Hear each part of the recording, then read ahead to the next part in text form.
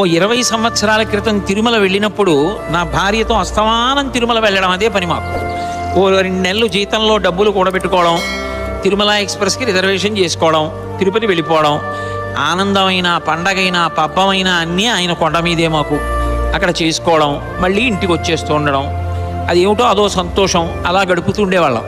అలా గడుపుతున్న రోజుల్లో ఘంటసాల గారి భగవద్గీత వినపడుతుంటే నేను ఎన్ని పర్యాయాలు ఆ మాట అన్నానో నాకు తెలియదు.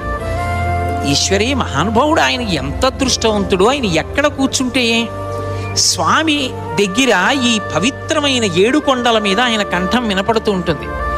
ఆయన చెప్తున్న మాటలు భగవంతుడు చెప్పినది భగవద్గీత. ఆయన చెప్పిన భగవద్గీత ఘంటసాల గారు చెప్తుంటే ఈశ్వరుడు కూడా చిరునవ్వుతో శ్రీదేవి భూదేవితో వింటాడు. ఎంత బాగా చెప్పాడో చూడా గాంభీర్యం.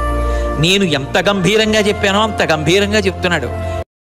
అందరూ దేవతలు కూర్చుంటున్నారు, పడుకుంటున్నారు, నాట్యాలు చేస్తున్నారు, రకరకాల భంగిమల్లో మాకు దర్శనమిస్తుంటే నువ్వేమిటయా ఎప్పుడూ నిలబడే ఉంటావు, ఏదో శిక్ష అనుభవిస్తున్నట్టుగా కూర్చోవేమిటి, పడుకోవడం ఏమిటి, రవంత విశ్రాంతి తీసుకోవేమిటి స్వామి అంటే, ఏ సరస్సులో దిగబడిపోయి ఏ సంసారం అనే సాగరంలో కూరుకుపోయి ఏ కుచేలుడు పరమ దారిద్ర్యంలో ఉండి స్వామి నన్ను బయటపడై అని ప్రార్థిస్తూ ఉంటాడో, ఏ దుశ్శాసన పర్వాలు కలియుగంలో కొనసాగుతూ ఉంటే ఏ ద్రౌపదీదేవి వంటి మహాసాధ్వులు స్వామి నువ్వు రక్షించు అని ఏ ద్రౌపదీదేవి ప్రార్థిస్తూ ఉంటుందో, ఏ అర్ధరాత్రి అపరాత్రి నేను వెళ్ళి వాళ్ళందరినీ కాపాడాలో అని శంఖచక్రాలు పట్టుకుని సిద్ధంగా నిలబడి ఉంటానయ్యా.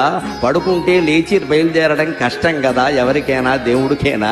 ఎవరో మేలుకొలుపు పాడాలి, సుప్రభాతం పాడాలి, లేవాలి, బయలుదేరాలి. అంతకంటే నిలబడి సిద్ధంగా ఆయుధాలతో సహా ఉంటే వెళ్ళి కాపాడొచ్చును కదా అని నిలబడి ఉంటానయ్యా అనే సమాధానాన్ని స్వామి నా మనస్సులో స్ఫురింపజేశారు శ్రీ వెంకటేశ్వర లీలగా.